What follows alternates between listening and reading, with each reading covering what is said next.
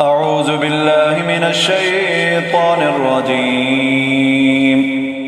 بسم الله الرحمن الرحيم. ولقد آتينا موسى الكتاب فاختلف فيه ولولا كلمة سبقت من ربك لقضي بينهم وإنهم لفي شك منه مريب. وإن كلا لما ليوفينهم ربك أعمالهم إنه بما يعملون خبير. فاستقم كما أمرت ومن تاب معك ولا تطغوا إنه بما تعملون بصير. ولا تركنوا إلى الذين ظلموا فتمسكم النار وما لكم من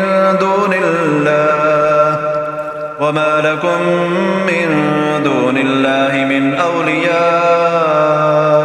ثم لا تنصرون.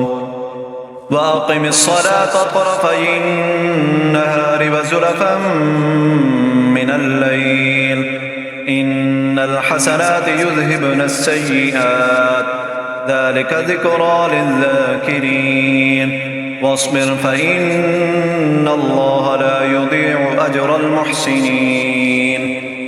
فلولا كان من القرون من قبلكم أولو بقية ينهون عن الفساد في الأرض إلا قليلا ممن أنجينا منهم واتبع الذين ظلموا ما أترفوا فيه وكانوا مجرمين. وما كان ربك ليهلك القرى بظلم وأهلها مصلحون. ولو شاء ربك لجعل الناس أمة واحدة ولا يزالون مختلفين إلا من رحم ربك ولذلك خلقهم وتمت كلمة ربك لأملأن جهنم من الجنة والناس أجمعين. وكلا نقص عليك من أنباء الرسل ما نثبت به فؤادك وجاءك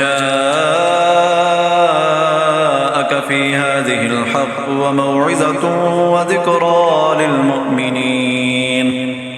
وقل للذين لا يؤمنون اعملوا على مكانتكم إنا عاملون